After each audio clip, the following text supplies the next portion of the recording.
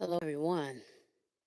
Today we are going to talk about childhood trauma. Let me get this seat is rubbing against this back. This is really important. This is a very important topic to talk about. The way we are raised really dictates how we move in life, from our relationships to what we accept. All of that matters. And it really dawned on me today. What's kind of been dawning on me all week, actually, from the conversations I'm having with my children to the conversations I've had with loved ones. And so I really think this is important to talk about. So thank you for joining me on YouTube today. And thank you to the ones watching on TikTok. Um, let's get into it. So, story time. Sunday, my husband and I and the kids, we went to this buffet. It's called Hibachi Express here. The food was pretty decent. I won't complain. And then we got into a conversation about some of the things that my kids remember, like that was kind of like a bit much for them. And so I want to say, and this is not an excuse, but I want to say when you are not emotionally prepared and you lack emotional intelligence and you're immature and a lot of things is going on, parenting can become toxic. And I'm going to get more into that, especially like when you are kind of growing up with your children. See, a lot of people argue it's better to have your children younger. There's two different arguments. If you have them young, you grow up with them, and they get on and you're older and you can enjoy your life. But also, though, if you have kids later on in life, which is discouraged because of age and how the female body works, but let's be clear, a lot of that has to do with our lifestyle and the diets that we eat here in the United States of America. Because I mean, if you were to go other places, your body would have a whole nother hookup. Their food is different. They don't allow the same toxins and stuff like that. So, but having a child, let's say you have a child of like 35, by now you're kind of in the stride of what you're doing with your life. You've had some lessons, so you're more level-headed, you're more mature, you've traveled, have done some things, you've had some exposure. Exposure, experiences, and finances are different, basically. And allows you to have more of a capacity to raise a child. You're not antsy to get out to the door to the nightclub. You're not antsy to go fly to Miami for the weekend, and the things that you do. It's not to say that your life stops, but you're more calm centered and you take your family vacations and stuff like that. But when you haven't lived life and then you're trying to raise a child, it's a lot. So going back to the conversation we were having at the table, and so my son brought up about how one time, I guess he had somehow used the bathroom on himself in his sleep. He was younger, and he said that, I said, "What is that smell?" And he was like, "I don't know." And I was like, "Oh, that's urine." And I had said, "Go ahead, go in the basement." And I gave him a whooping. Guess I told him to strip down or something like that. And although I don't remember this, one thing I do, when I told my dad some things that I had been through with him, and he said he doesn't remember it. Why would he do something like that? I simply said, "You know what? I don't remember that, but I'm sure I did it. I'm sure I did it." Because there has been some evolution since me having him. Now, mind you, I gave birth at 19 years old. Now, my other two children are 11 and 12. They have gotten some spankings in their time, but I really don't hit them. Child, I'm tired. Number one. Number one, And so it really made me think about, and I had the expression. Um, no, he was saying, I'm sorry, before I get into me, let me finish my thing on his end to fully articulate that. These phones be listening, child. He had said he just really didn't understand because it was an accident, right? And thank you, Shanny. He had an accident. It was an accident. So he didn't understand why. he was being punished. And sadly, the truth is, it was based on how I was raised. I had to unlearn a lot of negative behaviors. I had to check myself about things. Um, so we talked about how in our community, and some will agree and some may disagree, everybody's childhood is different, but I've noticed that we tend to parent impatiently and in fear. Fear drives a lot of our parenting. And so we talked about another example at the table, how I used to tell my son, and looking back at it now, it's hilarious, but it's also ridiculous because you realize how this generational fear that we pass down and this ignorance that we hand off like it's a gift, it it's just ridiculous. And but when you've got the nightmare news network on all the time and you have all these things putting stuff in your head, and let's not discount that things do happen to people, bad things do happen, but I will argue to say a lot of it has to do with somebody wasn't watching somebody like they needed to be, being unaware, hanging with the wrong crowds, doing things you have no business doing. A lot of these things just don't poof out of nowhere. Yes, I would venture to say, of course, nothing is 100%. So there are going to be instances where people are innocent bystanders and they're just become victims, but a lot of stuff is decisions and choices. And parents leaving their children with people they have no business leaving them with, and it doesn't have to be malicious. Parents being on all type of substances and letting and not paying attention to their children. It's a lot of reasons why that children become victims. Regardless to that, it still happens. So we're being raised in fear. So with that being said, let me say this. So we got to talking about how when my son was a kid, my oldest child, I told him when he would get off the bus. Now I've always worked. I've been working since I was 14.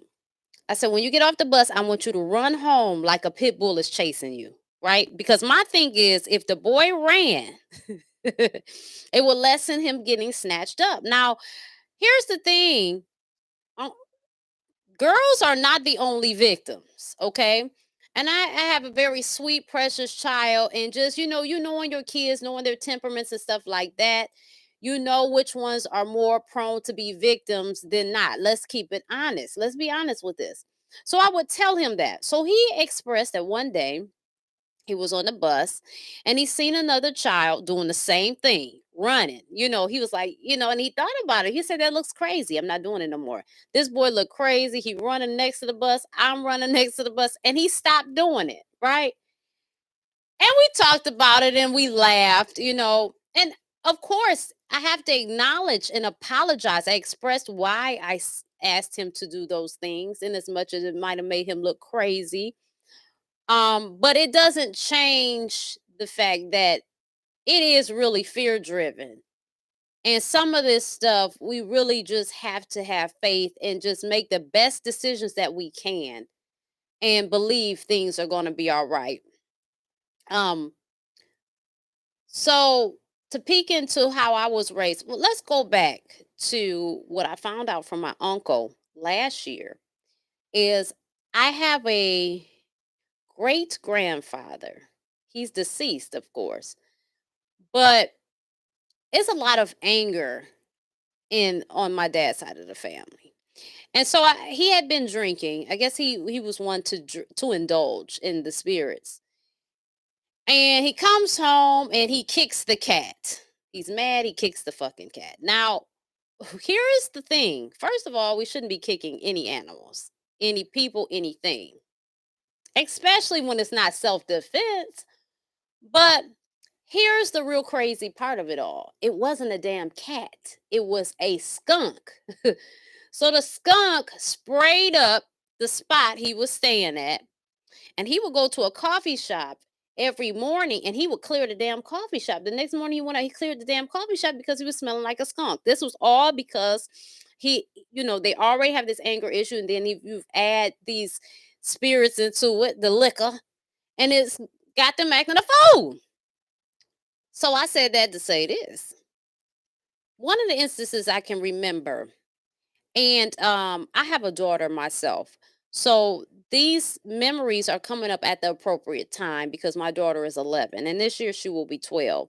So these are things that in the near future I will be dealing with, and she minds her business. She's a good kid. All my kids are really good kids, well mannered, mind their business, stay out of trouble, stuff like that. But still, it comes a time where they hit puberty. She's already at that stage, and things change. Not I don't. She's still a little kid. She still does little kid stuff. She still likes little kid stuff, but still, she's gonna get bigger.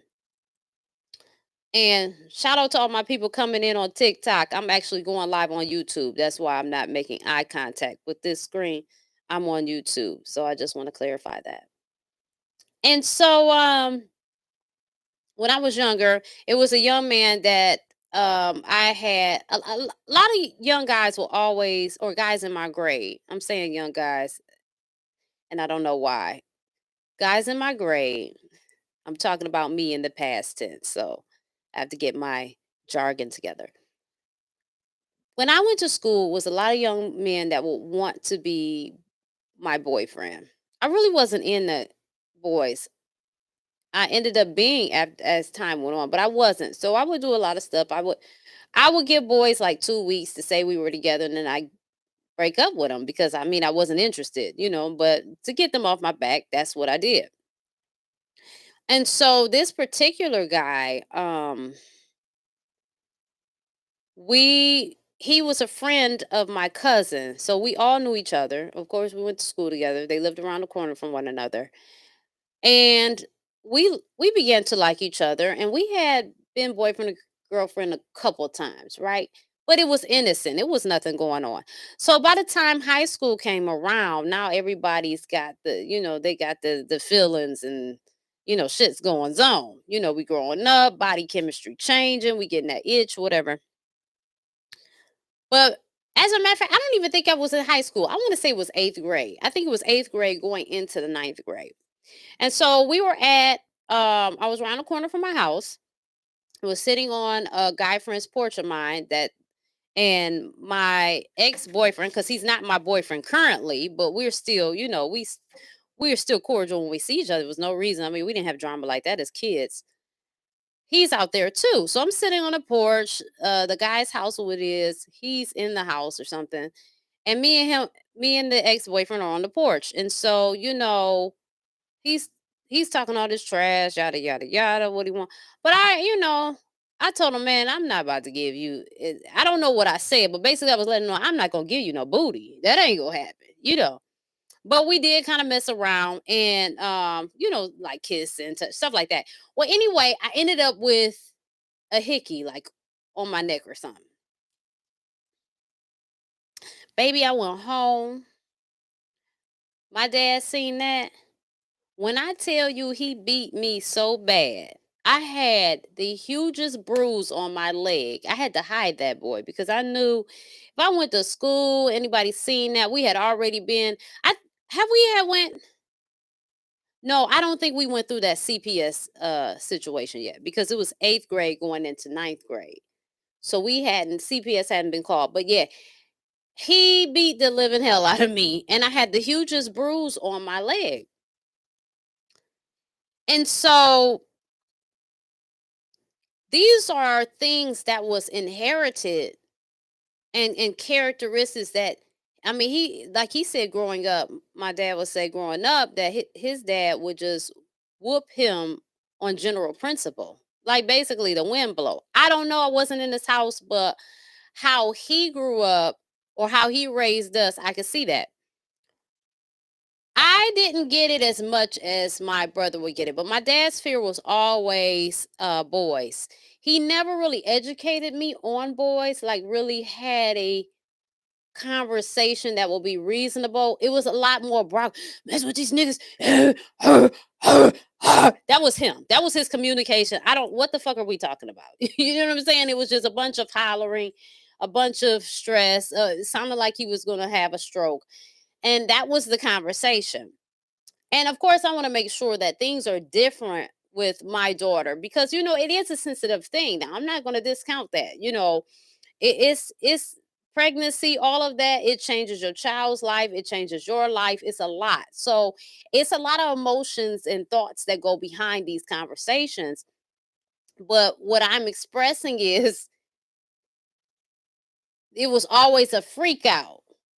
And to be honest, I never would have had a child young. And now I'm grateful for the path that I went on, looking back. But the truth is, if my parents had have talked to me, if my mother wasn't so religious and couldn't just be have a normal conversation, and if my dad wasn't just so I was hyper vigilant and crazy and over the top and just always acting a fool. I don't know. Both of them were nightmare to death, and they were nightmaring the shit out of us. How about that?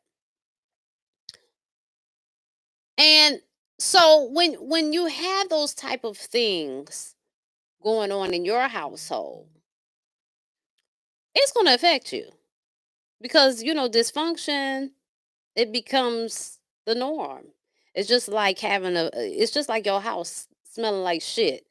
If you used to that, you don't smell it. Everybody else smell it, but you don't. You used to waking up to the house smelling like shit. You know what I'm saying? Your fingers smelling shit. You're probably digging your ass. I don't know. You don't wash your hands. I don't know. I'm just saying. We get used to stuff.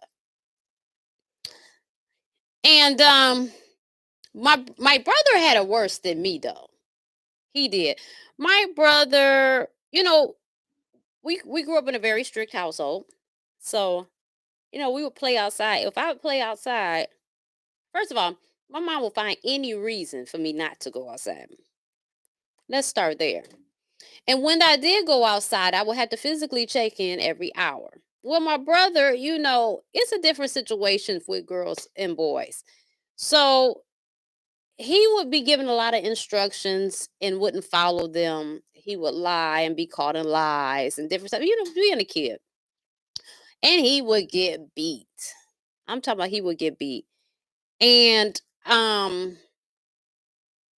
had a I had a boyfriend in high school tell me that they didn't want to come over my house anymore because they felt uncomfortable by the way that my brother would get beat. This is real shit. Like they said, I don't want to look at your parent a different way.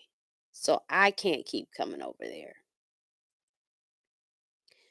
So it was a lot going on. And then I just noticed even in these relationships that come on, not mine, even though my husband and I have both had a very interesting upbringing. His was way more outrageous than mine. Mine was still outrageous, but his was like, he needs to write a book. But that's his story to tell. I mean, but we good. We good over here. We're learning and growing together, and it's all good. It's all love. And just like I started a certain way with my son. I don't do that. I have come up out of that, come up out of that type of parenting, you know. But I still am working with the patience. But I'm not putting my hands on my kids. And so what I noticed from my sibling, I noticed that with the situation that he has that he's walking out of, he dealt with a lot of foolishness and I'm gonna be smooth on what I say because again this is not my story to tell, but to illustrate a point. When you grow up in dysfunction and when you grow up with someone beating the shit out of you and you grow up with all this craziness, when you get into um situations and relationships with turmoil, it might take you a little while to get out of it because that's what you're used to. Now everybody else is looking at you saying you crazy as hell, don't make no sense. Why you going through this? You can do this. A person can literally give you a roadmap on how to get the fuck out of your situation. But one thing about it is people don't move until they ready to move. And I truly believe that abuse does something to the brain. It changes the brain, just like those who play. And this is not the same thing, but it's just to illustrate a point. It's just like football players and they get those concussions. Something changes in them. They act in ways that they didn't act previous to it. I believe that abuse does something to the brain. And in as much as you think a person should move this way, things aren't firing off like a healthy person would. And see, this is why I think that's where shadow work does come in. I think we need to even do shadow work before we enter into agreements, relationships, have children with marriages, all of this stuff, licenses, partnerships, whatever you want to call it. We need to be going through the shadow work because we then turn around and we procreate with more dysfunction and creating more generations of dysfunctional people that don't realize that their toxic behavior is a problem. And if the people that you come from are not teaching and not treating you with love, then it's going to be some problems. And I'm not, and let's not make no mistake. I would never say that my parent or my father doesn't love me. No. And I'm not on here to wear him out. I'm really talking about this to help other people. Sometimes it just takes that one thing to hear something and that light bulb comes on. But seriously, I mean, even my dad and his relationships, his last marriage, it's just a lot of dysfunction. And it'd be a lot of nonsense going on.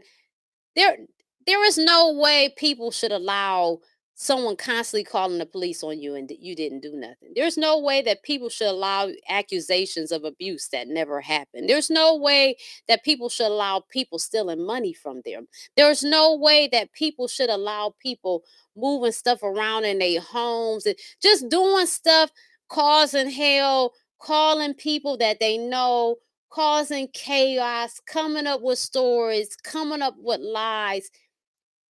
You should not allow people around you to make your life unbearable. But when you're used to chaos and craziness, it's hard to form boundaries. And then these same people that are in the chaos and craziness, they do a lot of gaslighting. And they always want to use this term, blood is thicker than water. We are a family. No matter what, we are a family. And we've got to stop using that shit too. Because if it's not helpful, I don't give a damn how we are related or connected. I got to opt out because this is crazy. And we take on a lot of things that we don't have to out of the sake of family, out of the sake of bonds.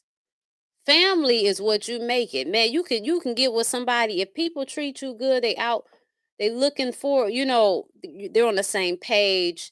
They're not bringing you down. You can count on them. And I'm not saying count on them for dumb stuff. I'm not saying leaning on people for dumb stuff. You bringing them a bunch of bullshit and they willing to deal with it. No, I'm just saying family, you can create a family. You have about 3, 4 people that's cool and call them family. They don't have to be family does not have to be by blood, is what I'm saying.